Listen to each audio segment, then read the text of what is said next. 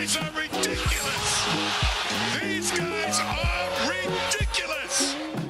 Now, how about them damn Celtics? And we are back with another episode of How About Them Celtics. Sam and I are here Monday, September 18th. I feel like this is the start of, we're going to start getting more Celtic stuff heading into the season. I feel like we've gotten. Sure, hope so. I feel like we're not over the metaphorical hump, but we're at the top of it. We're about to be on the downslope of where we have stuff again. But for the sake of the intro, I don't want to put this on the rat list, so I figured you'd find it entertaining. It'd be a funny start to the show. So my dog has been walking with a limp for a while, right? He's just been, his back right leg has been hurting him. My mom take him to the vet. Dude partially tore his ACL. That my dog tore his ACL. I wonder how he did that. I have no idea. He runs around a lot, and he's like very, maybe he's scared of the Could fireworks. Sue the neighbors. I was like just waking up because they took him to the vet early. My mom comes to my room and she goes, Jack Duke tore his ACL, and I just started laughing. I was like, what the fuck do you mean he tore his ACL? He has to have surgery next week on his torn ACL. That's terrible, though, because like there's no way to explain to him why he's in pain. No, dude. Yeah, that stuff sucks. Poor, he's gonna have to have a cone and everything, which is, I mean, I don't want to say he deserves it, but he's eaten so much of my food that it'll be funny to see a cone on him. Bastard.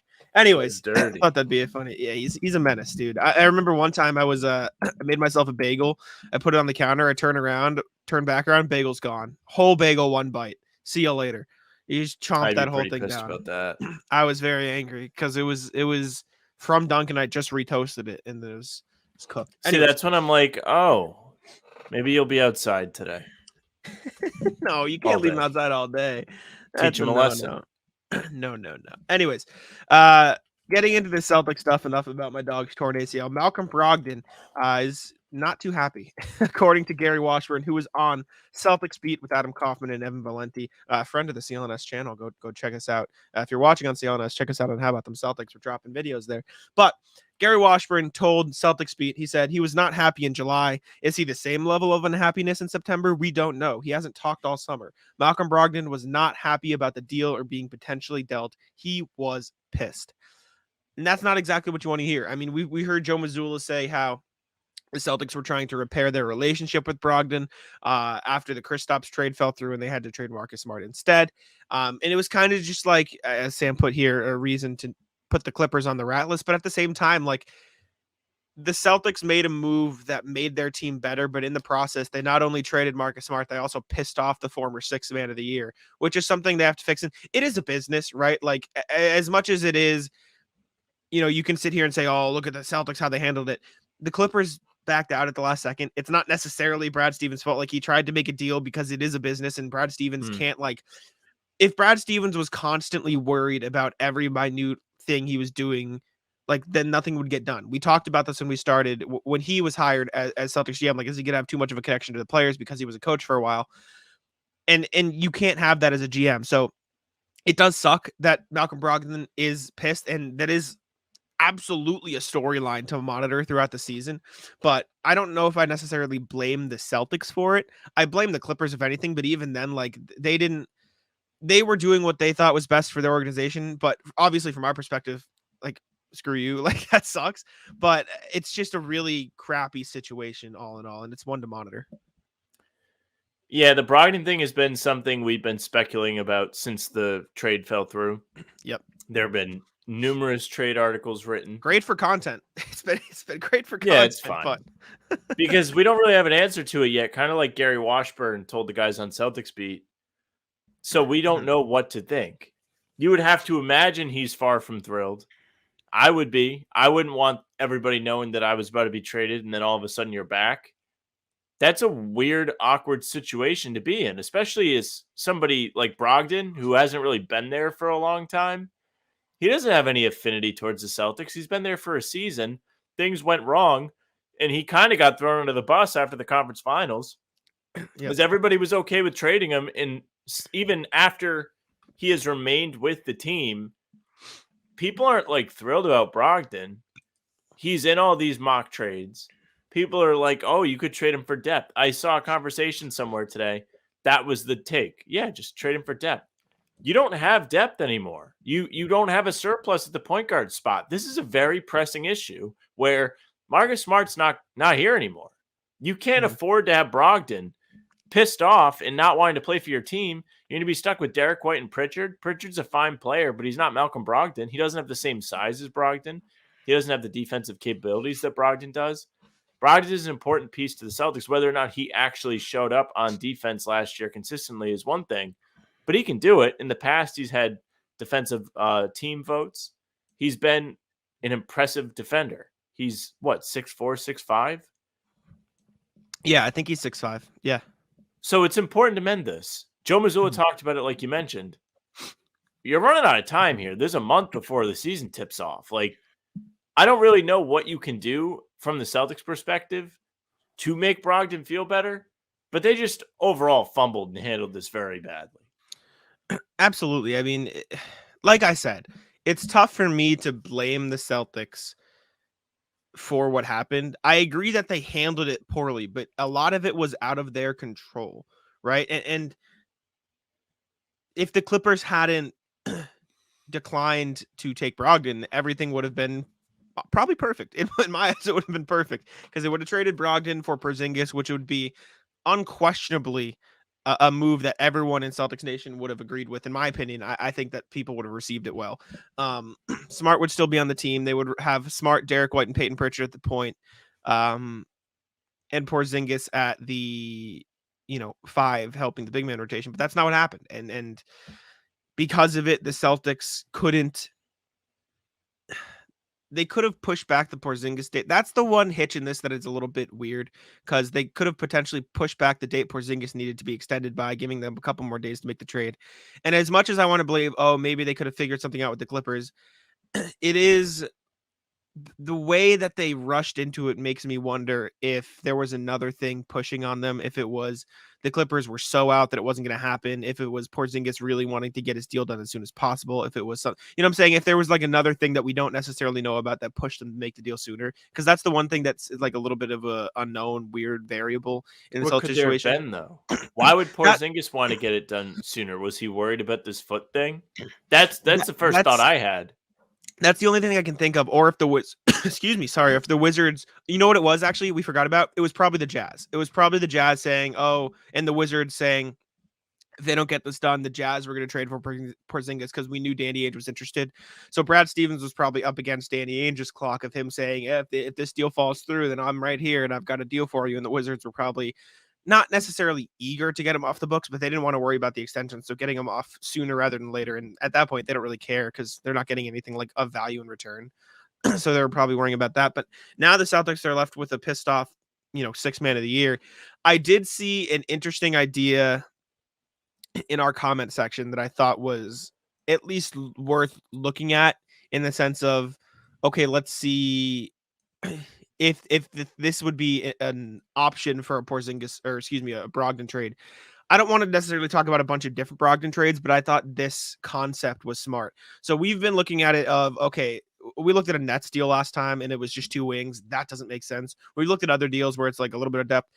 A 3-team trade could make sense, although it's less likely because of how many pieces are involved. JC 26220, which is just funny that I have to read the screen name, put this framework of a deal. He said Celtics get Tyus Jones, Royce O'Neal, Wizards get Brogdon, Nets get DeLon Wright, and there's some picks involved. I don't necessarily think the Nets would be interested in this because they'd be giving up a first and Royce O'Neal for some depth guys. I think if you take out the first, it could make some sense. I don't know if the Celtics necessarily need another wing. That's the only thing that I'm a little bit okay, I don't know about this about. But I do think a 3-team deal could be something that is at least of interest to the Celtics because they could find different depth pieces in different areas. You know what I'm saying? They could find a way to combine different pieces of the puzzles that would make sense for all sides involved. I was looking at some different frameworks of deals that the Celtics could do for 3-team trades, and there are some out there like this one. I just made 2 quickly because I thought of the concept. This one with the Sixers, we've talked about Melton. Bring Tice back to Boston. Melton here. Pacers were reportedly interested in Tobias Harris anyways. And then the Sixers get a little bit depth because of the James Harden situation, right? And even if James Harden's not there, like this would be a deal that all teams involved, I feel like, would be Sure. interested in. And then this was the one I made off of the Tyus Jones deal. Like, again, there are 3-team deals out there that could make sense that would keep the Celtics healthy at the point guard position while also filling other needs outside of the wing. It's just a crappy situation, right? That the Celtics have to deal with. Now, I'll ask you this. Personally, I feel like things will smooth over and Brogdon will stay with the team. However, I don't know if Brogdon would take it this far. Do you think Brogdon is the type of player who would let his annoyance with the team off the court affect the way he plays on the court? Not in the sense that he'll play bad, but we saw a lot of times last year that he was designated to a spot-up shooter. Like, do we think Brogdon would call his own number more or like act differently on the court? Like, what do you think the ramifications of this quote unquote him being pissed off are? Well, maybe he's going to be more of a dick to Joe Mazzulla, because we heard that he was a dick to Joe Mazzulla after the season ended. The Athletic put out the piece where Mazzulla was leading some sort of huddle and then Brogdon broke it out defense on 3 out of spite. So we've already kind of seen Brogdon be spiteful.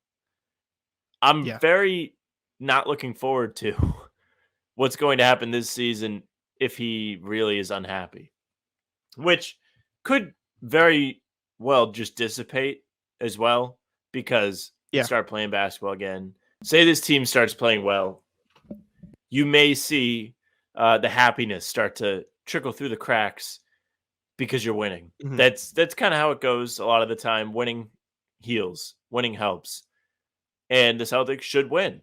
They made moves this summer to improve.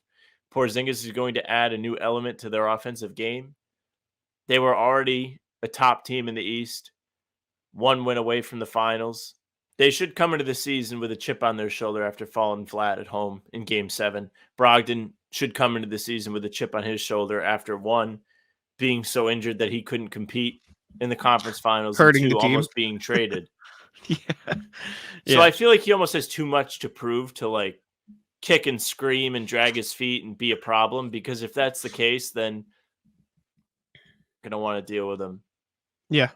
And definitely. No other team's really going to want to trade for him. Mm-hmm. Yeah. I mean, we'll have to see what happens. Obviously, it's not an ideal situation. It's one that, like I keep saying, like it feels like it was unavoidable because of the Clippers aspect, but also there's that weird thing of could they have pushed it back? It's just a weird situation. At this point, it is what it is. Celtics just need to deal with it moving forward, and we'll have to see what happens. But the next thing, Celtics signed Neemias Queta to a 2-way contract. We talked about this in a reaction video, so if you want to see our full thoughts, go head on over to our channel, How About Them Celtics. Check out the reaction video. We reacted to his highlights, talked about the move, discussed what we thought it meant, and what he could bring to the Celtics.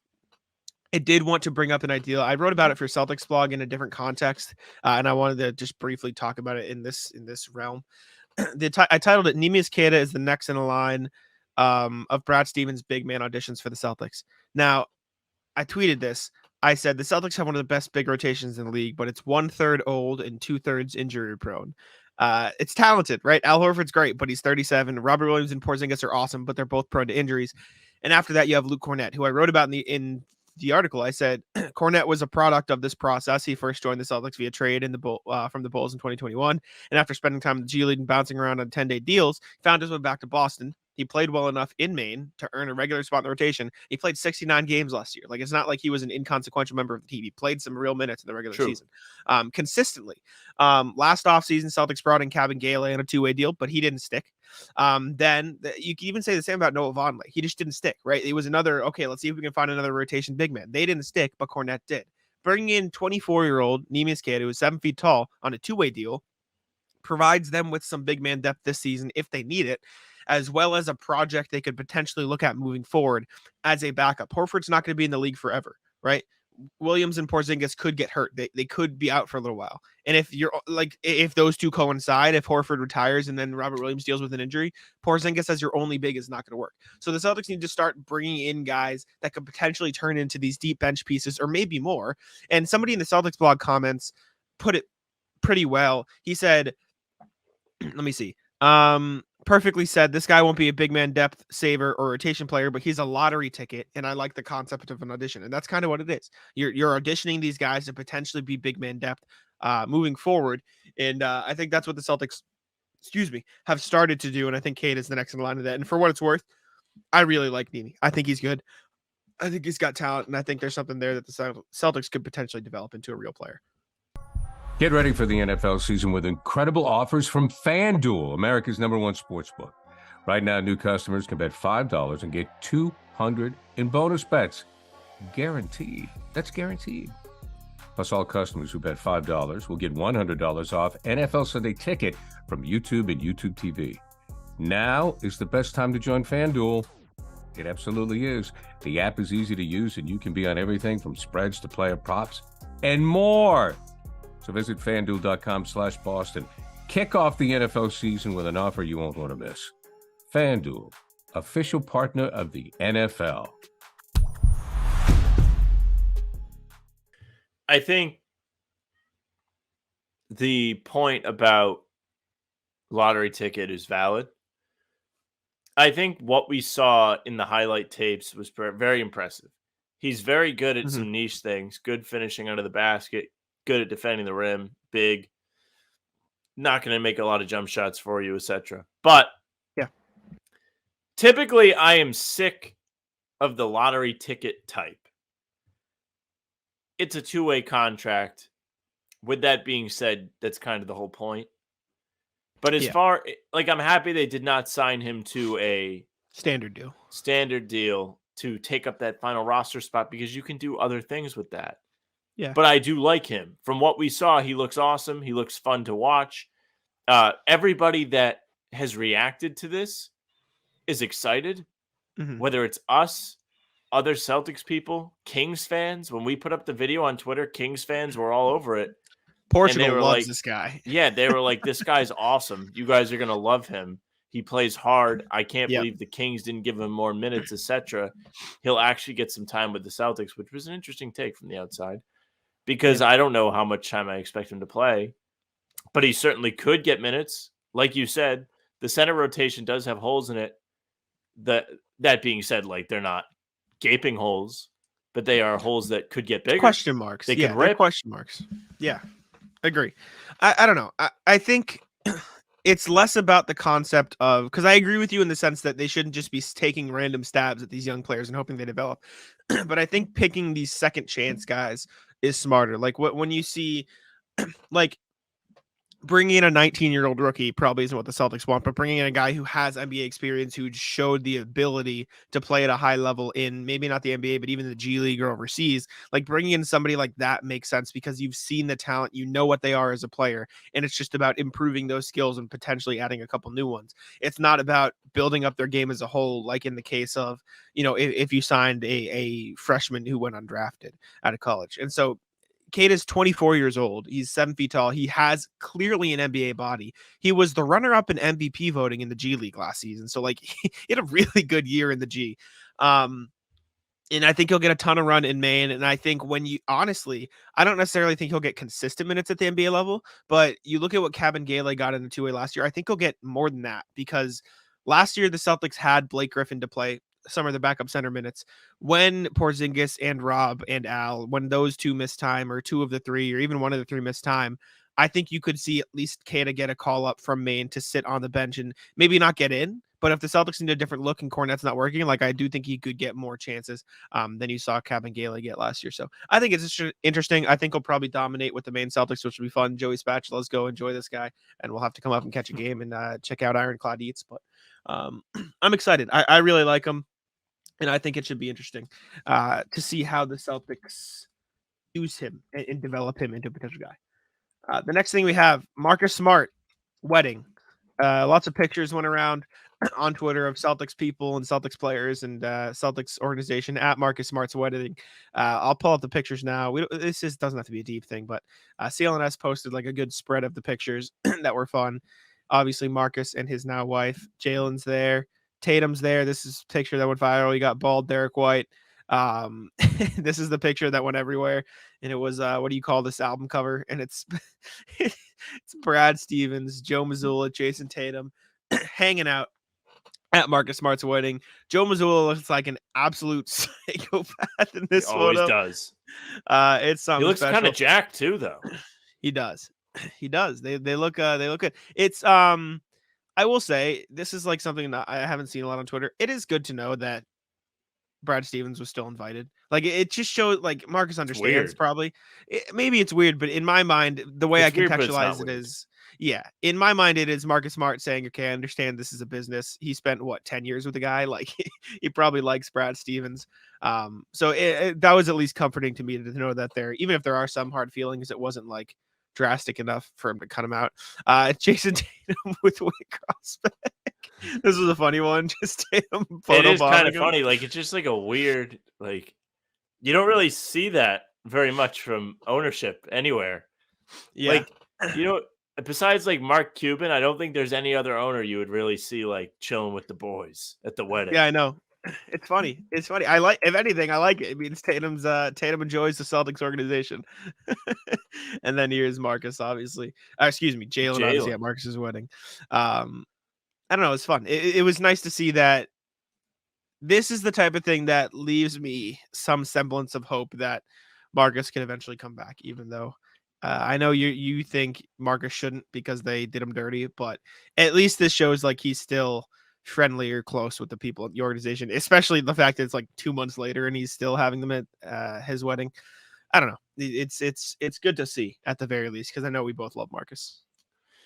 Yeah, it's good to see so many people showed up to be there for him on his special day. Ime Udoka on the list of people that was there.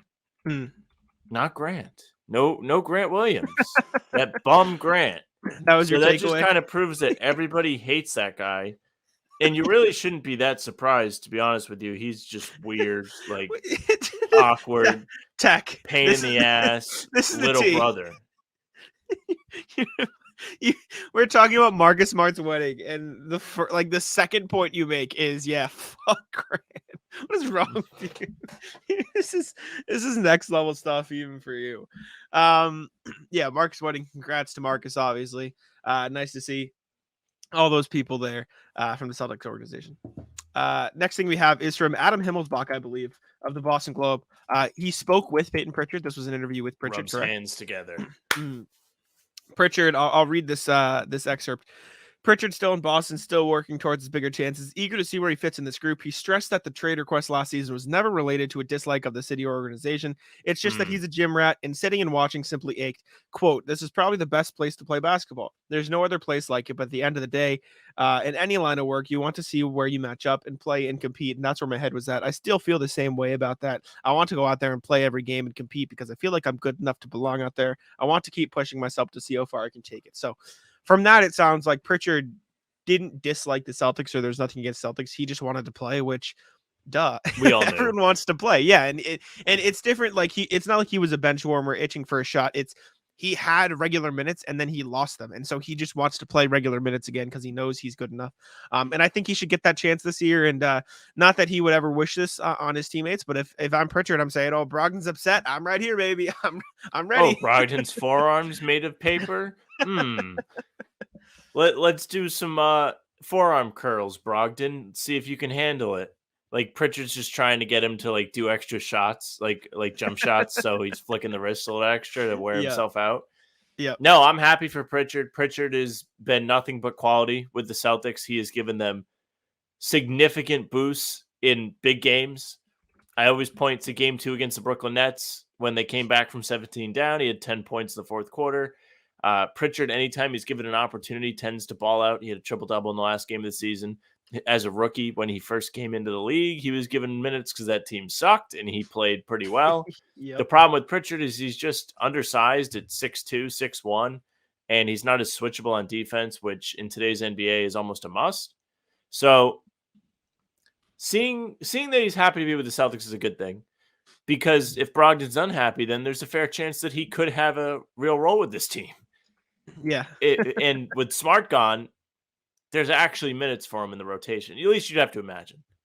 And he's a competitor. He always plays hard. And he lives and breathes basketball. If there's anybody you really want on your team, it's Pritchard because you know he's going to work hard. He says Agreed. it himself, gym rat. Agree. And I mean, we saw it 2 years ago. Like, he's an actual NBA player, and he Greatest got pro-am minutes. player of all time, too. This is also Except true. for that one video where they were like, Payton Pritchard dominates pro-am, and we had to like sift didn't through play. to find anything he did. He just didn't play.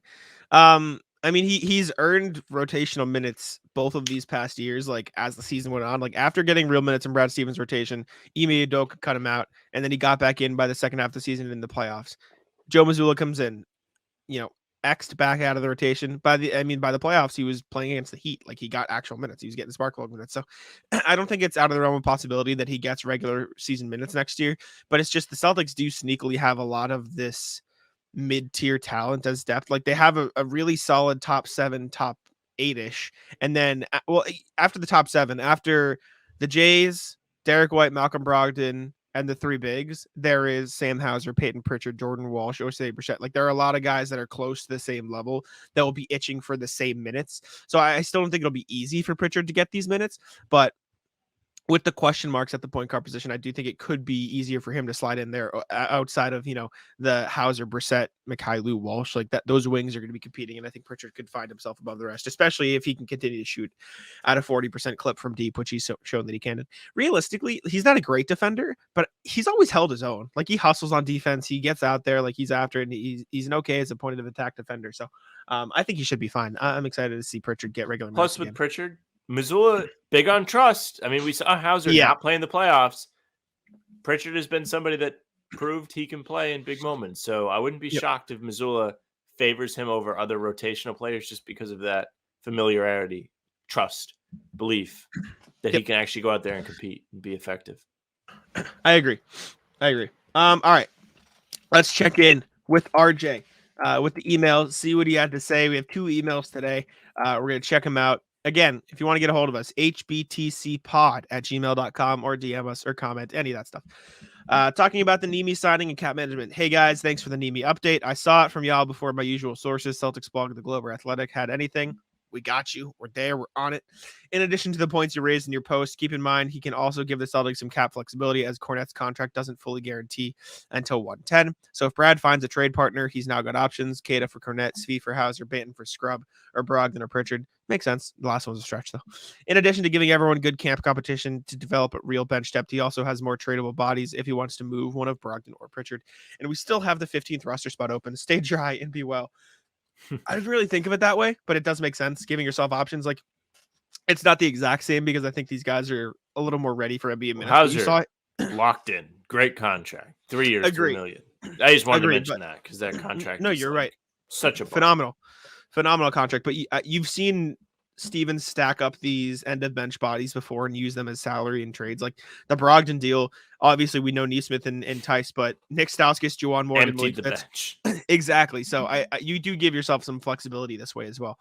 So good point. Thank you, RJ. Also said, after looking back at the dark ages, welcome to the 2024 offseason, and the Boston Celtics are still basking in the glow of winning their 18th championship over the surprising Blazers led by Lillard. Hey, it's my time travel story. He said, let's hop in time machine in a different direction. Let's look at who the Celtics will be drafting with the 20th pick, courtesy of the Warriors. Sam's in on this Warriors pick. I know you've mentioned it, Sam. I am. I really think it's, what's the top 4 protected, so you can get in the lottery and have a little bit of fun. You just have to hope they don't win. You can get a real pick with this selection. Big Al has yet to announce whether he's retiring or will come back in a team-friendly contract because of the first priority. Big Al will still be under contract, so don't worry about that. He's got 2 years, $10 million each season. Actually, it's declining. It's $10 million, then 9.5. So shout out Al. Jason Tatum Supermax extension is the priority. So assuming all that for the moment, what does your crystal ball say for the Celtics draft plans in 2024? Sam, have you taken a look at the 2024 draft class yet? No. Cooper Flags 2025. That's all I know. And I'm like, they need to get him. All I know is Bronny James will probably be around there. That'd be terrible. So absolutely not to that one. Yeah, I don't want his dumbass dad anywhere near the Celtics. Yeah. I have not looked at it, as Sam has not looked at it. I don't really know around who will be available. I'm looking at it briefly now. I don't know any of these names. I recognize the name Khalil Ware.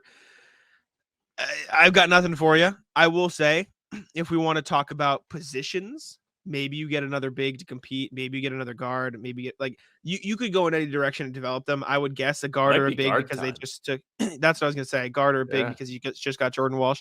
Or if you're Brad Stevens, you trade back and get 1 million second-round picks and make us stay up for the entire draft. That's my prediction. That was the worst day ever. That was so bad, man. Like, had a flight at 4 a.m. the next day. Brad's just Yep. dicking around with the draft picks. Oh, give me 3 more. I'll trade back and make them wait another 15 minutes and then not make the pick.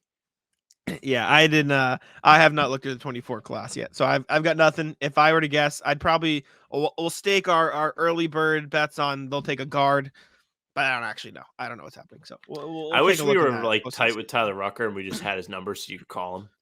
Yeah, right. Be like, Maybe we'll who should ask they him. pick? I'll message him for next pod. He's from the area. I think he grew up a Celtics fan, so maybe he'll like us a little bit.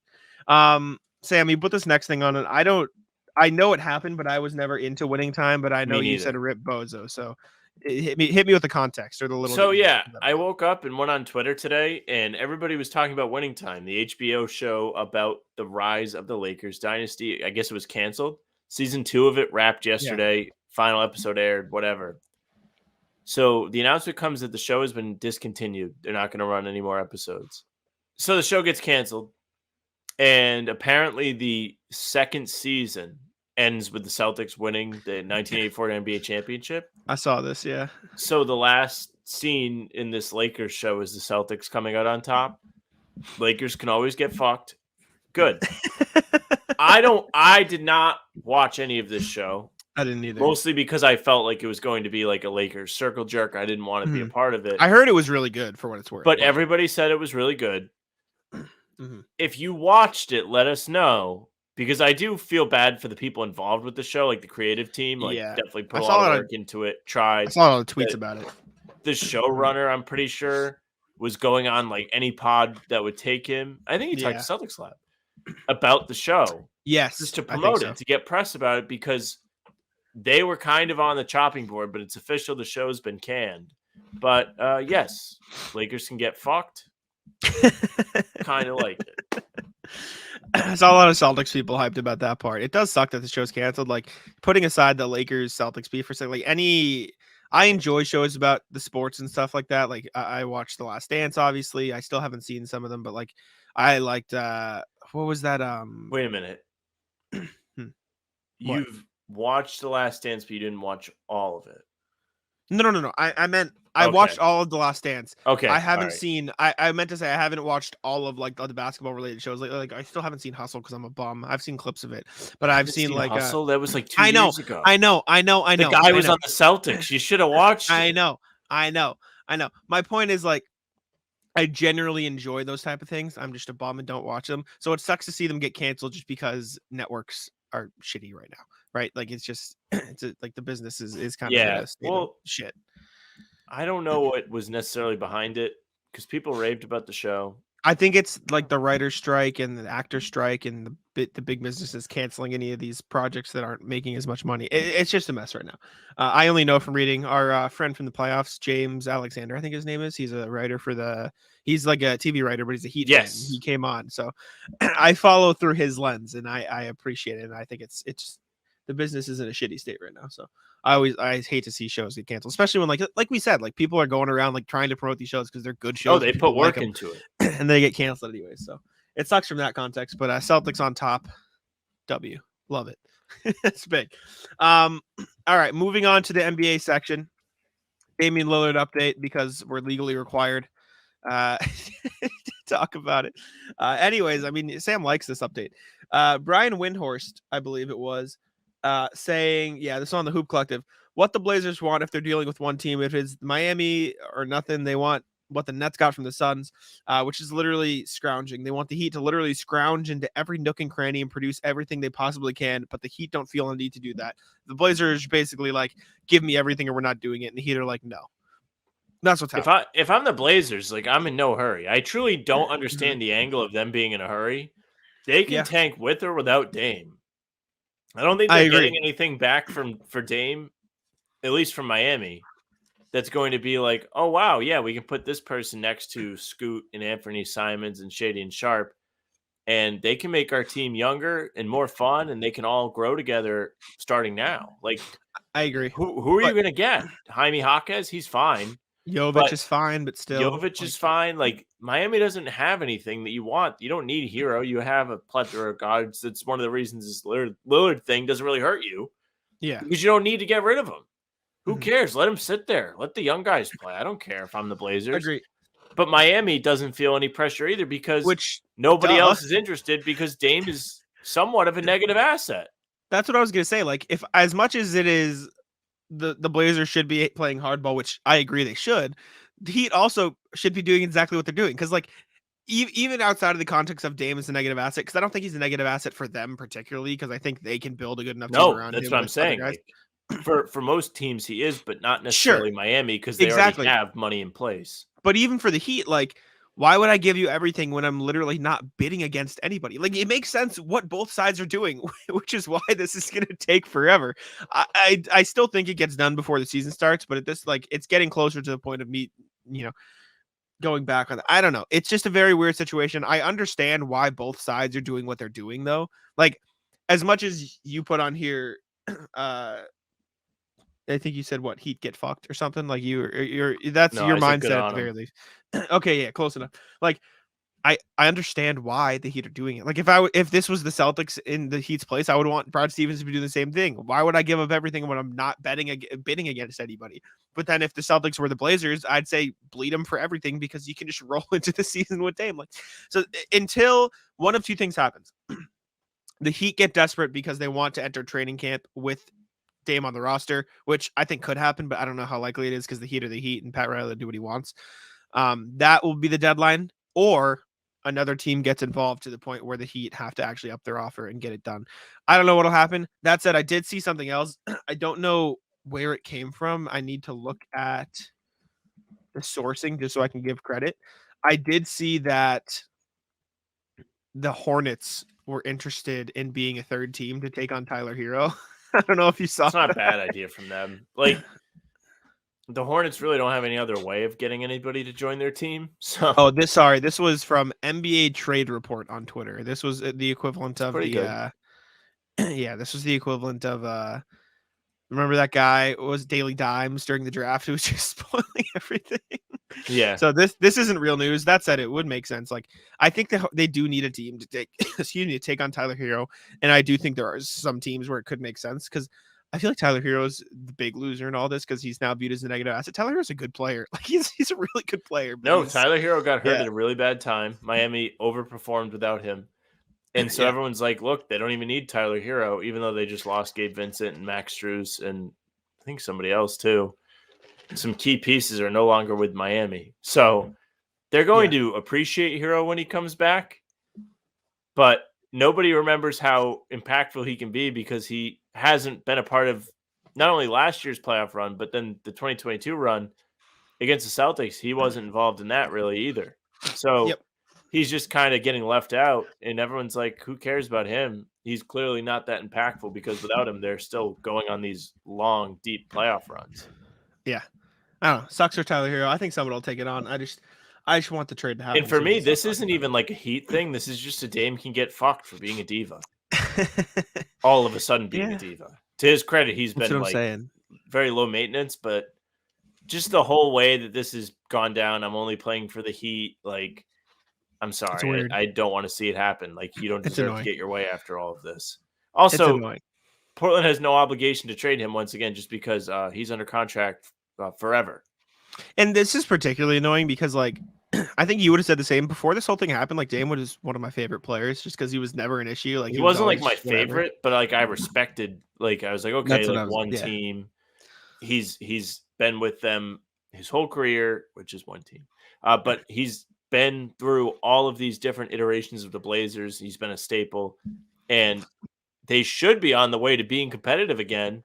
They just can't seem to spend their money right, paying Jeremy Grant like $1 zillion. He was Nurkic eating up a ton of cap too.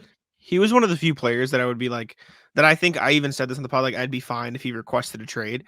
This is just a step too far. Like, requesting a trade is one thing. Requesting a trade to one team and saying you won't even report to any other team that trades for you, like, there's a line. I do think that Damian Lillard deserves to be on a competitive roster again because, like you said, the Blazers just can't figure it out. They can't put together a competitive roster. They can't spend their money correctly. They can't attract free agents to Portland. So I'm not against Damian Lillard finding another team to want to play for. Like, I think it's fine, and I'm fine with him requesting a trade.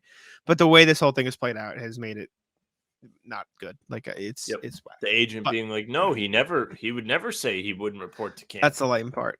That's the lame part. Like, the agent can kick rocks, Dame can kick rocks, send him to Utah. Next thing we have is Giannis Antetokounmpo. Obviously, we've heard a lot of noise of Giannis and his contract extension, a lot of stuff surrounding that. This was from Bobby Marks saying, I would be concerned based on what happens with Drew Holiday. I think that's going to be the X factor.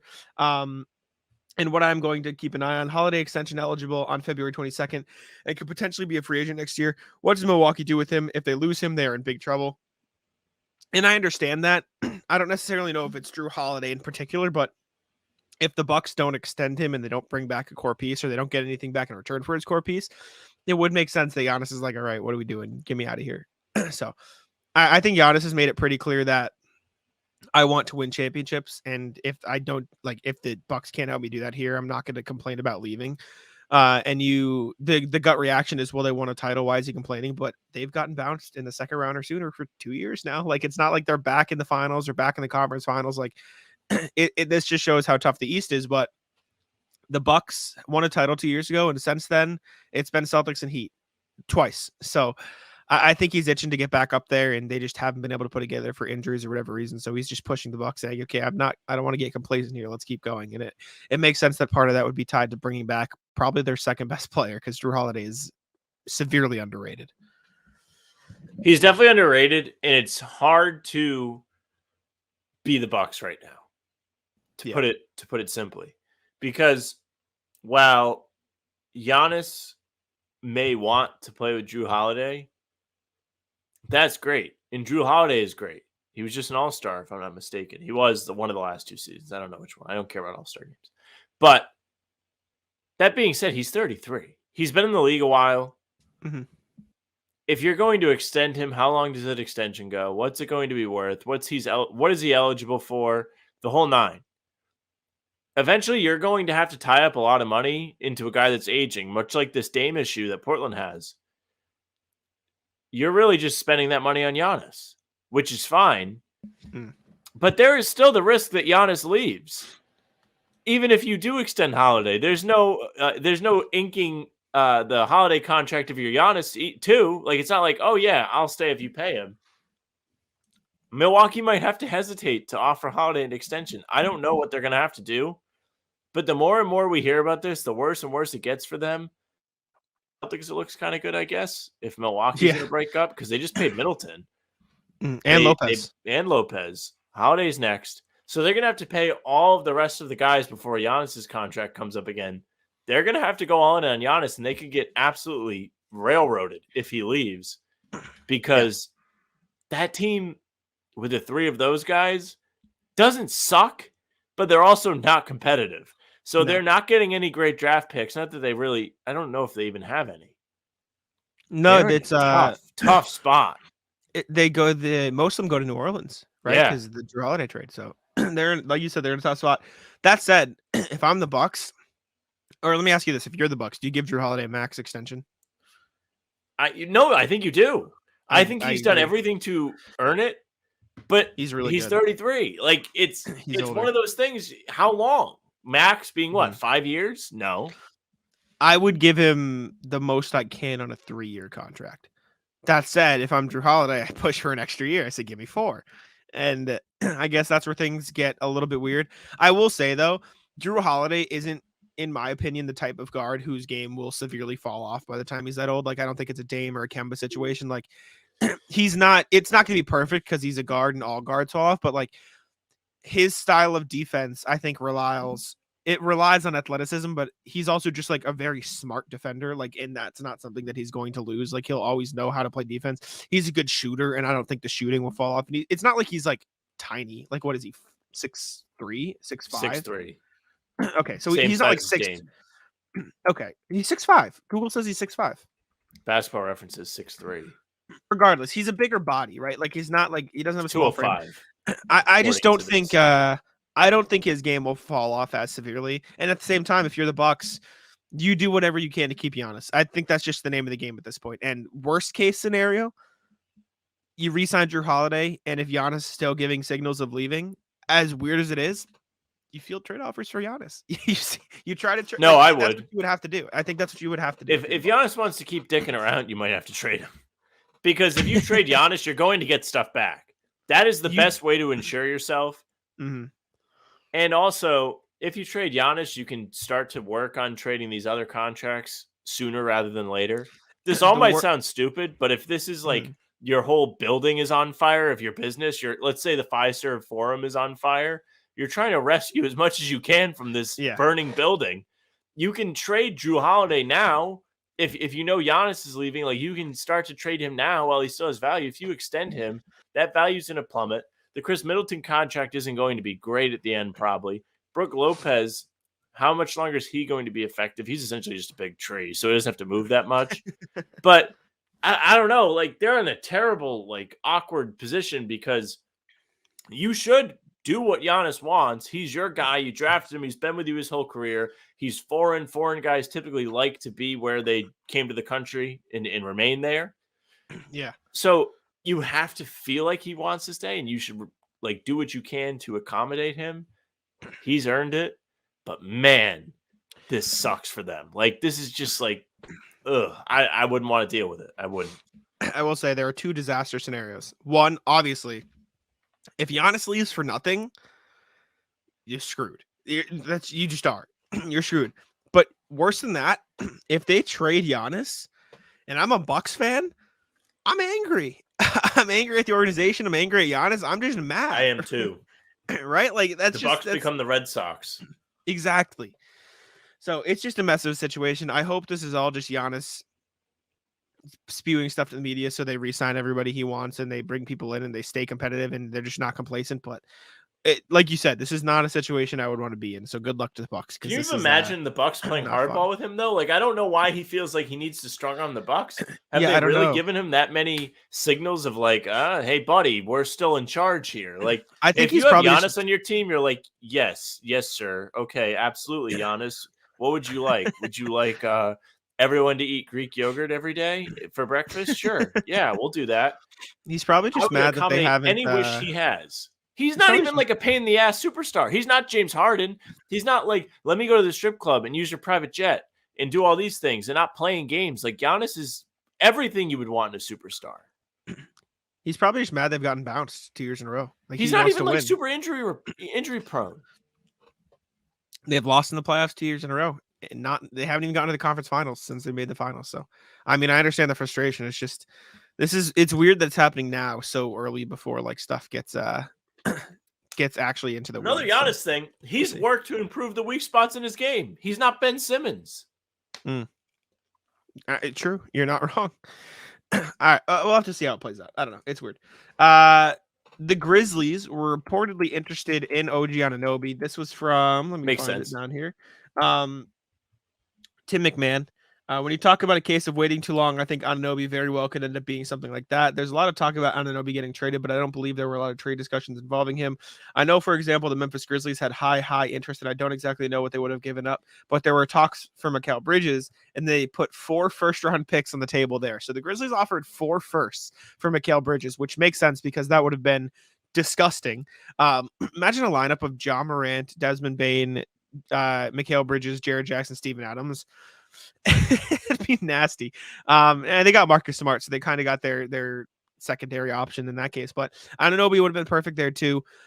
It makes sense that people are offering a lot for Anunoby. He is kind of like, I mean, you've said it before, he's the perfect role player in today's NBA, and he has potential to be more than that because he's still only 25, 26, so he's still like in the prime, or not even in the prime of his career. I think the Raptors are really selling the bag here. Like they're like they're gonna this is what I think is gonna happen. I think they're going to re-sign Siakam. I think they're going to bring everybody back. They're going to keep developing Scotty, and they're going to be what the Pacers were for the past decade, where they're getting bounced in the first round every single year. And if that's what they want to do, sure. but that's a damn sad existence for an organization that has the potential to get a lot of draft picks and hit a really strong rebuild right now. Good luck to them, dude. I don't know what the Raptors are doing up there. They're like You know what I'm they're saying? like mad at the world and they're being stubborn. Like, no, we're not going to rebuild. You can't tell us what to do. Yeah. But there's nothing they have going for them that's really exciting. Like Scotty Barnes took a step back as a sophomore. Mhm. He won Rookie of the Year and he was fun, but it wasn't great. I suppose you can be like OG's expendable because of Scotty Barnes. You could be like, well, Scotty can do some of the things he can do. He just doesn't shoot as well, but he adds a little bit of flair with being able to handle the ball, things like that, I guess. OG just came off a great season. They should have capitalized on him. If you're really playing I it agree. smart. But then they have this weird Siakam thing where he doesn't want to leave. Yeah. He's the only Which- superstar in the NBA who doesn't want to like switch teams. Yeah. Or I wouldn't even like be mad if he wanted to switch teams. Like the time has come. Like this is the window where it's like okay. Like the Blazers, they're kind of trying to be on the up and up again with Dame, but Toronto's completely just rolling down the hill, dude. They got nothing. Yeah. What are you excited know. about as a Raptors fan? Let me ask you this, Sam. Who's the Raptors' backup point guard behind Dennis Schroeder? Is it Malachi Flynn? Mm-hmm. There you No go. ball. There you go. Him and You didn't Jeff think I would get Downton. that one, did you? You all right? My- Glad. My Jeff point is, Rody. as much as we say Fred VanVleet's overrated, he was their point guard. He was all they had. He was their only shot creator. He was their only perimeter scorer. He was their only point guard. And the splits were bad, yes, but a part of that is because no one else was fucking taking threes in Toronto. He was the only guy who could shoot on that roster. So, and now I they still don't know have how him. much they lose with him, though. They absolutely lose. Like, you can say, oh, Dennis Schroeder's a fine replacement, but That's my take. Fred VanVleet was their only perimeter scorer, and he was better than I think a lot of people realize. And we crap on him because he's just not worth $40 million. Like he's just not. And that's why I think a lot of people like we crap on him. But like, I think it's in the same sense as Tobias Harris, where they are looked down upon because they are overpaid. And his splits were bad last year. Don't get me wrong, but I don't know if a lot of that was necessarily. Part of it was him being undersized, but I think a big part of it was the Raptors' offense was just really, really bad last year. And I mean, teams aren't running out to the 3-point line to guard Scotty Barnes or these other players. So like, he's having to create so much of this offense with a very bad half court. Like the Raptors are one of the worst half court offenses in the league last season. And so it's just, I think it was just a mess. And I think now with him getting paid as much money as he did in Houston, which good for him, he got the bag, secured it. I think the narrative around Fred VanVleet's just going to be bad. I don't know how good he'll be in Houston, but I think he was an underratedly important piece in Toronto. And at the very least, losing him for nothing is a disaster. You can't lose former All-Stars in the past 2 years for nothing. Like, I was going to be like, well, Raptors got cap space in return for losing Fred VanVleet, but they're $30 million over the salary cap. I'm looking at it right now. They don't. They're paying Jakob Poeltl $19.5 a year. They gave up a first for him last year. Why? For what? I'm glad I'm not a Raptors fan, dude. Good Yeah. luck to him. That's what I'm saying. It's a mess. Anyways, all right. Sam, Reddit post of the day. What you got? Reddit post of the day comes from user strange underscore control 8788. They asked the NBA community, what is the most diluted thing you have heard a player say? Some top contenders. I could be one of those guys shooting 30% right now from three, but I'd rather be one of those guys shooting 40% from three. Who said it? Or do you look at the show sheet? I have no idea who said that. Ben Simmons, 2020. Jesus Christ. I changed the game. Who said that one? Karl Anthony Towns. Carl Towns said that one. They're saying where the Knicks are a super team. Who said that one? Julius Randle. Derrick Rose in 2016. Yikes. Tough. So these are some examples. Do you have any off the top of your head that you can think of that are just absolute ridiculous sayings? I know you don't like LeBron James. Dylan Brooks, just an idiot. Like, why would you do that? Like, That's fair. I'm No, that's fair. gonna make them both. I'm gonna make comes both. to the- Great one. Great. comes to the top great of the head. response. I Tough. will say when LeBron left the Cavs, then Tristan Thompson was like, "Well, we're still the Eastern Conference champions. Yep. That's a good one. The East still goes through us." Whenever LeBron just like blatantly lies and says, "Oh yeah, I had that one the other day. That was my favorite quote." That's my the blatant lying from LeBron. This is a good one. Sasha Vujacic stating that he could get 30 anytime he felt, and had a career high of 28 points. Next one. I have a family to feed. Latrell Sprewell after turning down a $20 million plus contract. Oof. Let's see. I'm Googling I would stuff. put myself in the same category as D Wade. At the end of the day, the only thing that he have that I don't is more wins and 2 championships. That's it. Monte Ellis. Yikes. I thought it was Paul Pierce. It's not. That's what I did too. I Googled something and it's from 2 years ago. It says, what are some of the worst quotes by NBA players? Dennis Scott, don't ask for my autograph. Ask me about the rage inside me. Dennis Scott to a bunch of kids at a basketball game. Respect. Teach him young. Yeah, the what Dylan else? Brooks thing is here. I don't respect anyone until they give me 40. Yeah. Proceeds to lose elimination game by 40. Evan Turner quote, you've got to respect a 15% 3-point shooter. A guy like that is always lethal. If they play the Celtics, yeah. I understand the context, but I love I that don't even quote. know. I'm That's fine in something, the huh? West. Yep, Ja, of course. Kai Of Jones course. said he's going to be MVP. Uh-huh. Kai Jones, have you seen the Kai Jones stuff? Yeah, it's crazy. Like in the Instagram comments? Yeah, it's not Is he- great. He's like, he was like, I need to find it now because it's just so good. Rasheed Wallace saying that LeBron wouldn't be as successful in his era. My brother in Christ, you retired in 2010. Who said that again? Rasheed that? Wallace said LeBron wouldn't Yep. be able to compete in his era. Mhm. Oh, comments on somebody said like Mark Williams to get a bouncy out of the rotation. Kai Jones back. Show me a video of Mark pulling up, going left, and hitting it. Anywhere, Maine, in college, somewhere. Show me one. And then Mark Williams responded with like a. He responded. Did you see Mark Williams' response to No. him getting shit talked? Wait, let me find it. This was Mark Williams' response. Oh, it's so good. That has to be so awkward if your teammates Yeah, just dude. firing off and you're like, what is going on here? There's another one. It said Nick Richards over you. Kai Jones said, I'm more assertive with the ball than him. I can read myself. Now, I used to write for the Hornets, SB Nation site. So last summer, I wrote summer league notebooks, right, for the Hornets. Yes. Kai Jones was garbage. He was so bad in summer league. I was let me try to find my notes because it was truly terrible. And I remember one specific game that I wanted to talk about. And I really hope I can find it, but I don't know if I'll be able to. He shot 0 for 10 from 3 in a summer league game. That That's would what I make remember. me want to He- throw my TV out the window. He chucked the ball. He was just out there chucking. Future Celtic. Joe Mazzulla yeah. loved that. He was like, shit, give me all the 3-point attempts. It was so bad.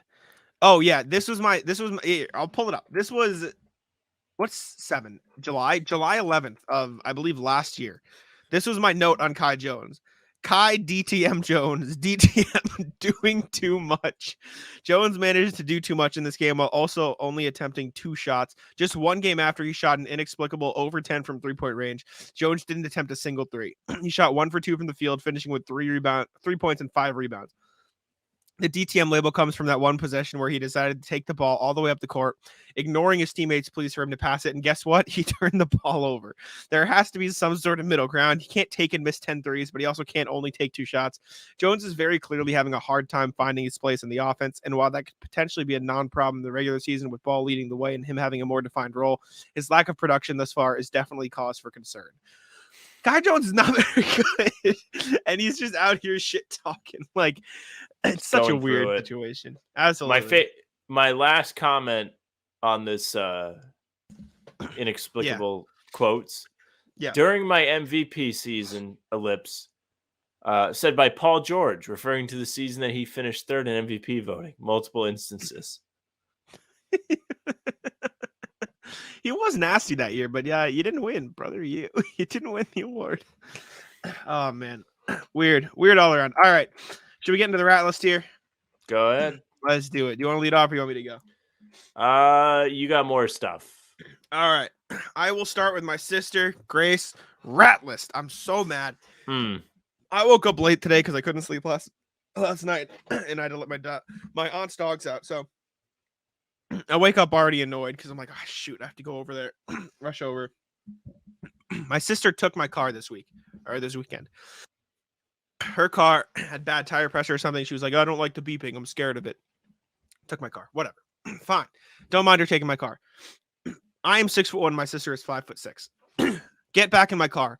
She not only brought the seat forward, but she raised it about a foot or maybe 6 inches, enough where it was hard for me to get in the car. And it's raining today. So I'm rushing to get in the car, and I'm getting in not only too far forward, so the window is on the downslope, but also higher than I'm expecting. So I smack my head on the top of the car. When we started this podcast today, I was telling Sam, I genuinely think I gave myself a concussion. That was the hardest I've hit my head. It was the hardest I've hit my head in a long time, and I still have a headache now 3 hours later. Like that hurt. It was bad, and I was angry. Also, I don't expect my sister to fill up my gas tank for me. It is what it is. I have a job. She doesn't. At least tell me I'm on empty, bro. Like, at least tell me the gas isn't, like, I don't have gas in my car. Like, I get in the car and I'm like, at like the last notch before I'm like, dude, at least give me a warning. So when I have to drive, like, I can know I'm on empty. Correct. And so I was angry all around. It was a bad day. Then I get to my aunt's house and it's pouring rain. And I have to go outside so the dogs can pee. I was mad. The dog tried to eat its own shit again. So I was mad at that. And then I get in the house and this dog likes to jump. What a line. Dude. My dog just tried to eat its own shit again. I told you about it last week. He loves it. He loves it. But then also this dog likes to jump. And so now I have muddy paw prints on my shirt. It was just a terrible way to wake up. I would say morning, but it was 1:30 because I'm a bum and a loser. It was just a terrible way to wake up, and I was angry. And so I still have a headache now. I'll be in concussion protocol for a while. All right. My first rat list of the day is Patriots fans who I have a perpetual beef with.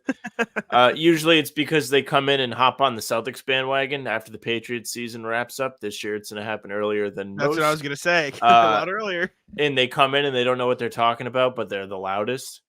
So always, for whatever reason, coming into this football season, Patriots fans felt really good about the Patriots. And we're 2 weeks in, they have yet to win, and they've blown 2 games that they probably could have won, which in football is a pretty big deal. And I truly just don't know why people don't accept that the Patriots might not be good. See, first of all, I have a conspiracy, and I don't know if it's a conspiracy or just true. I think Patriots fans are the same subset of Celtics fans that hated Marcus Smart. I think they're the same people. No, that's what I mean. Like, they come in, they don't know anything, and then they just start screaming. So I have decided I want to watch football again this year for whatever reason. I think it's because I like Red Zone, and I can just have something that's like constantly giving me entertainment on one side. That tracks for you. And so, yeah, exactly. That's the point. Yeah. I own it. But I watched the Pats game last night, and in the Patriots' light defense, they have played against 2 pretty good teams. Like, they played the Eagles and the Dolphins. They did shit themselves in the last moment, so there's no excuse because they're just bad. They just are.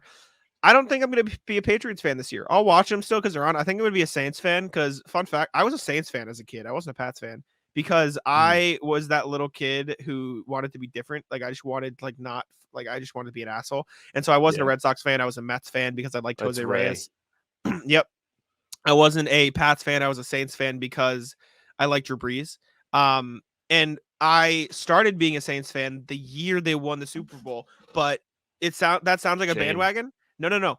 I picked them at the start of the season. the beginning of that year, I was like, oh, let me be a Saints fan this year. And then they won. And then I was just like the Saints because like, wow, look at me. I picked the Super Bowl winner because I just decided to be a fan.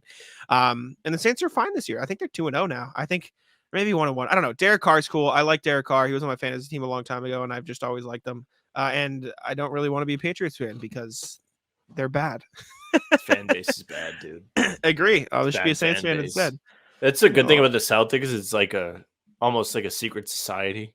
Like it's not like the most popular thing, but the people that like it really like it, and they're mostly pretty knowledgeable. Patriots different, fans. Dude. Like you show up once a week. Who's it playing this week? Yeah, Brady's still trotting out there? No, Mac Jones. He must be just as good if he's playing quarterback for the Patriots. And then like they're like, what the hell? How'd they lose? I thought the defense was supposed to be really good. Well, when the offense isn't good and the defense has to be out there the whole game, they get tired, and it doesn't really work the same. Yeah, it's my little football rant. If you want my team, I usually support the Bills because I think their fans are kind of hilarious. Fair. Yeah. We'll be Bills and Saints fans this year. Are the Bills 2-0? No, I don't care. I like college. That's fine. Do you have a college team yet? I'm going to say Penn State. Just because? Well, my boy Greg used to be a big Penn State guy, so I always kind of like backed them. Okay. And I like Big Ten football, so I think that's where I'm going to go. I don't necessarily want to jump on the bandwagon. Colorado's I'm about to rip you.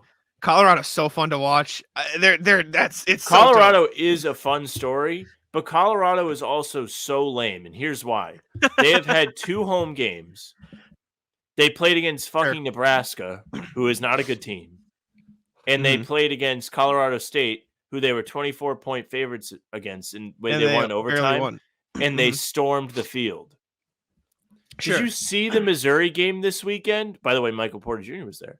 And the fat kid kicked the field goal from 60 yards to win the game, and then they stormed the field because they beat a ranked team when they were unranked. That's a little bit more of how it should go. When you're not supposed to win, you have a surprise win or an impressive win, then you storm the field. I think that was barely more because scrape past a team you're favored by 24 points against, you kind of like leave and you're like, wow, we watched too much game. Like they should have wrapped this in the third quarter. I think that was mainly because it was a rivalry game. Like they were playing Colorado State. Does not matter. I don't care about Colorado and like winning or losing and that stuff. They're just fun. Like they're just a fun team. So I just enjoyed watching Coach Prime, fire. Prime is Sunglasses at night, fire. Great character. Like I'm all for it. But lame. Also lame. Like don't storm the field if you barely beat a team you're favored to win by 24 against. I don't care about the fans. If the Celtics win a game against the Hornets and they rush the parquet. It's the same thing. Imagine. I'll pick a college team. I don't know. I maybe I should. It's hard. It's hard. Give yourself some time. Know. Maybe I'll take the first half of the year, then I'll pick somebody. But we'll see what happens. Anyways, your turn. Yes. So I was coming back from my aunt's house after letting my dogs out, and I was already in a terrible mood, as I've discussed. I get to Dunkin'. It's raining, obviously. Open the window. They go, we'll be with you in a second. I'm like, all right, yeah, no problem. And it's like, whatever, it's fine. But it's raining. And so I'm like getting wet in the car because I have the window open. They go, like 30 seconds later, hi, how are you? We're going to get blah, blah, blah. I'm like, yeah, can I have this coffee? And they repeat it back to me. They're like, okay, yeah, this and this. And I can hear them, and they're training somebody. I can hear it, right? They're like, okay, so you hit this button, then you hit this button. I'm like, okay, yeah.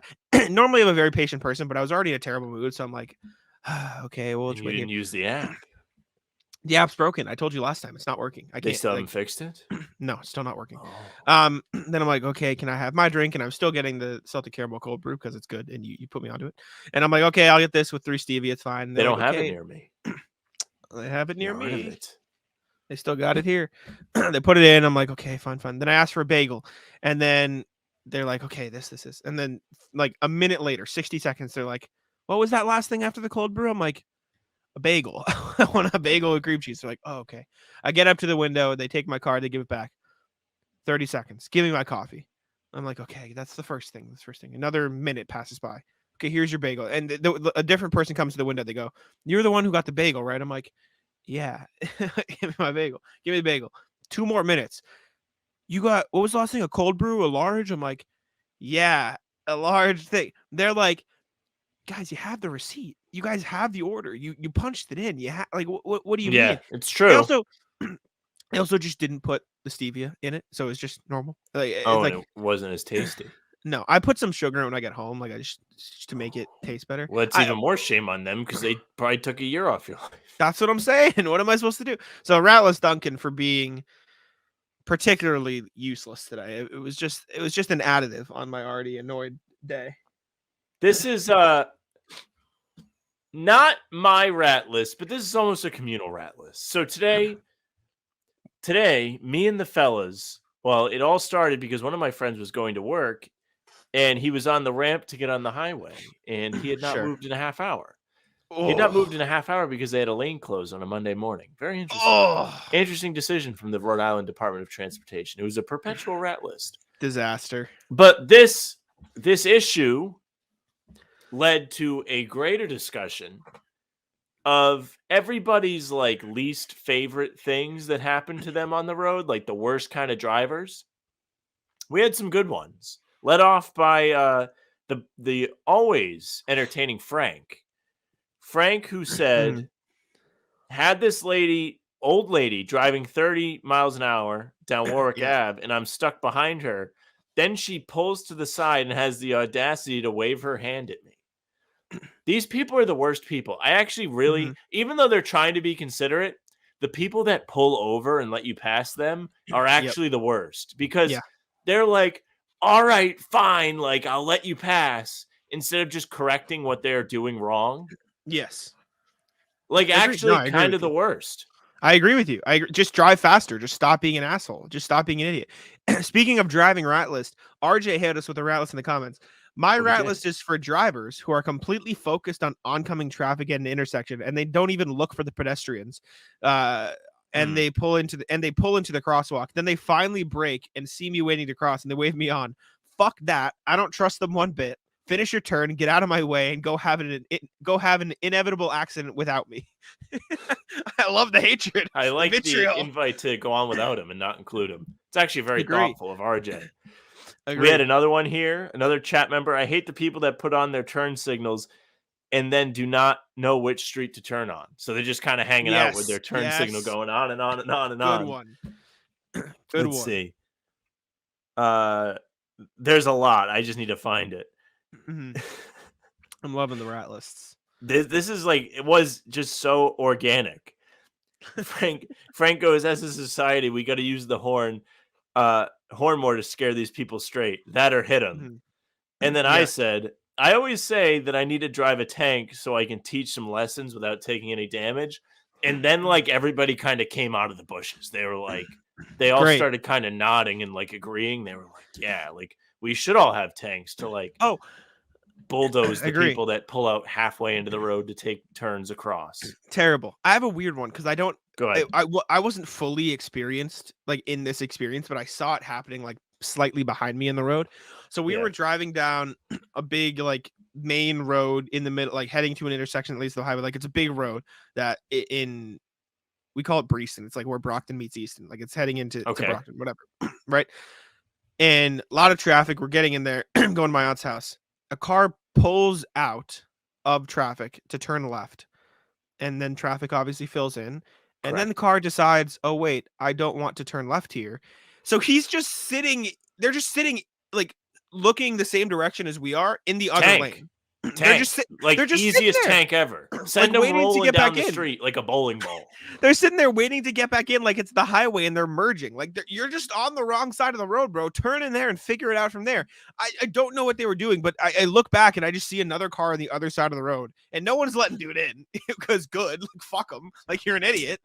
And so he's just sitting there the wrong side of the road. It was very weird. I didn't know what was happening. Frank goes, one of us got to get into office to put better traffic laws into place. Yeah, the other dude goes, instead of cop cars, we can just get them tanks. No more tickets, just death. Then I'm starting to nod my head. I'm like, yeah, that is a good idea. And I'm like turning into a dictator in the chat. Like I was getting way too pumped up on a Monday morning. It's great. No, I love it. I love it. Do you have any more card rat lists? That's or should we move on? I have one last thing. So I don't know if you saw it, Sam. RJ commented, if there was a Price is Right game show where you guessed calories, Sam would win the double showcase showdown. Yes. Sam, I have 5 food items here, and we're gonna have a guess. Excellent. I was going to suggest this. I'm actually so happy that you remembered. I was Yeah. going to suggest it for its own thing, but this is awesome. Let's go. I have 5 little snack food items, and we're gonna see. How do you want to Okay. play it? Do you want to just see how close you can get, or do you want to go as close as you can without going over, like Price is Right? How do you want to do it? You want to just get as close as you can? Either way, whatever Okay, you just think get- works better. Just get as close as you can. So this first one I have is a miniature Kind Bar. It's a Kind Bar mini. If you're watching on YouTube, you can see Kind Minis. I'll do like the whole Okay. makeup thing like YouTube Yep. where you can see the thing. How many calories is in the Kind Bar mini, Sam? Would you like to tell me? What do we think? That is like 100 calories. Close 80 calories. 80. Good value for the Kind Bar mini yeah, here. that is good value. There we go. So that's one for Kind Bar Damn, minis. I'm heated. I was kind of wrong on that. Mhm. I was Next gonna thing we say have. 70, but I didn't. Bachman pretzel sticks. Pretzel How many are there? Pretzels. I think pretzels are one of the more overrated snacks in my opinion. Agreed. It doesn't say. It says 1 serving per container, serving size 1 tray, 28.3 grams. So if the grams helps Okay. you at all, I'd say there's I'm gonna guess about 140. 25 in here. 110. Okay. 110. Sam's going over on these today. You're not giving the calories enough credit. All right. Next one. We did goldfish last week. Okay. I have it here. Do you still remember? Do you Yeah. remember Goldfish how many? is 140. Got it wrong again. 130. Yeah. 130 for close enough though. What else have I? 3 more things. You've seen me Okay. eat these at Ball because I bring them. Nature Valley with the chocolate underneath. The granola square is what they're called. They have those at my job. They're 110. Bang! Yeah. 110 calories. Yeah. There you go. These things are nice. These things are very good. I enjoy them. They are very good. The peanut butter one was fire. I had it. And I was Peanut like, butter oh my ones are good. God. But like the problem great. is I can eat that in one bite. Yeah, that's it. It's gone. Absolutely. Yep. Next thing we have for Sam, 2 more things. Famous Amos, a little cookie packet. These Famous Okay. Amos cookies. Would you like to guess how many calories are in 1 serving? There are, how many are in here? I think there's like 5 or 6 little cookies in there, like about this big. 220. 140. Wow, that one's Good. low. Good value for Famous Amos. These are Is very it good too. value, or are they just not giving you anything? No, there's about, let me see, 1, 2, 3. There's about 5 cookies in here. It's not the greatest. I mean, it's It's not okay. terrible. What is that? 20, 28 calories per cookie? Yeah, That's not bad. awful. It's not terrible. May Last not do thing. as good as I thought I would do. Last thing. Now there are 4 per container here. The serving size is 2 because it is cookies and cream Pop-Tart? Pop-Tarts. Yep, 2 Pop-Tarts. So it's 1 pack. How many calories is it? So 1 pack of those Pop-Tarts? 1 pack. So like this. 1 pack. Like 1 pack of Pop-Tarts is how many calories? Oh man. I feel like that's like 300. 360 calories. Yeah, I knew that one was a Pop-Tarts. bitch. Pop-Tarts are Pop-Tarts. dangerous. They are. That they are. Bonus round. I still have it on my desk. Do you remember the Okay. brisk can? You said Remember it, how many I calories? want in to the say brisk? 70 or 80. 70. Bang! Yeah. Yeah. Good call. I thought that'd be fun. Maybe That's I'll not a bad find new one snack though. Like items. 70 is not bad. No, these are good too. I love these. These are very nice. Yeah, I thought that'd be fun. I'm glad we agreed. Also, Ratless Joe for shit talking me after fantasy football. I have a big night against Ray. By the time you guys I are know. watching this show, I'll know if I won or lost. But I'm projected to win. I have 2 guys left. He has 1, and I'm down 4. Jokes on Joe though. He won, but at what cost? Saquon Barkley out 3 weeks. Have fun, buddy. It's a double hitter for me though, because I have Saquon in my other league. Oh, Joe's a rat. So Joe only had one thing left, and it was his defense. He took out his defense. so he couldn't lose. Yeah, Bum. I do Smart. the same, but I would do the same thing. it is, but I'm mad. It's smart, but I'm not happy about it. Who are you playing? Yeah, you got Ray. You're down 4 points. You have Najee Dude. Harris and Michael Thomas. He has Nick Chubb. Ooh. I should have started that dude on the Chargers as running Mike back. Williams. No, not him. Oh, the other Rams. guy. Kyron Yeah, Williams. yeah. They were the same colors from the same city. Yeah. Damn. Yeah, that's tough. I thought about it, but I was like, no, like I don't want to start anybody I picked up in the first week unless I have to. That's fair. I think I was screwed either way. Was there anybody I could have played? I could have played Nico Collins actually, but I was like, I wasn't gonna play him over Michael Pittman. Anyways, we can end it there. Thank you all for tuning in to How About Them Celtics. We appreciate you. It was a good rat list today. Good. I mean, it wasn't even a rat list. We kind of just talked for a while. I like the calorie. We had rat lists. We did the Patriots. We did the driving issues, peeves. You did the slamming your head on the car. I still have a headache at this moment. That hurt. But yeah, thank y'all for tuning in. Go check out our articles on Celtics blog. Sam and I both have a couple out right now. Go read those. Subscribe to How About Them Celtics. Been a big influx of y'all join us after the Neemius Cata video, I should say. We appreciate it. We're at 1,284 right now. What's our goal? What do we want to get to by the start of, what do we want to call it? Let's say by the end of the calendar year. Let's set what goal? What do we want to get to at the end of 1,500. 1,500. I think we can do another 200.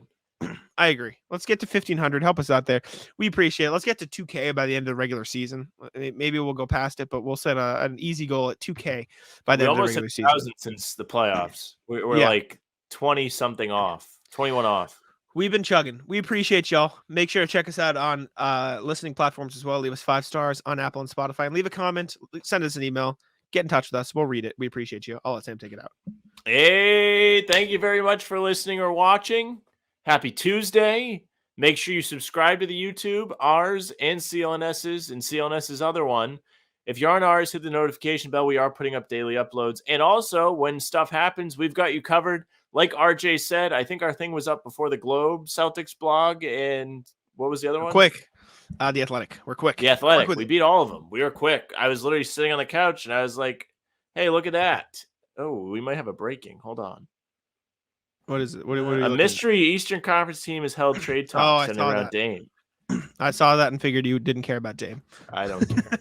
I thought it might be the Celtics because of where it was delivered to me. If I had to bet, it's the Nets. That's my guess. I bet it's maybe. That would be great if it was like Charlotte. But yes, Spotify, Apple, follow us there. 5-star review. Say something nice about the fellas. Playback TV. Sure. Make sure you join the community there. We are going to be live streaming games that you can watch along with us. Let me see. We have 4 members right now. Nice. It was the same as it used to be. Yeah, go check it out. Two of them are us. So go join Playback, please. Go hit up Playback. We're going to be doing live streams there. It's going to be a lot of fun. Jack and I have a lot riding on these in-season tournament games. So commiserate with us. You can find us on socials at How About Them C's, Twitter, Instagram, TikTok. Facebook is just the name of the podcast. You can find us there. We're putting up our links to all of our stuff, articles included. You can find Jack at JackSmoneNBA on Twitter. You can find me at Sam LaFrance NBA. That's it for us. Bye. Taco, come on. Taco's having some fun here. That is bogus! These guys are ridiculous!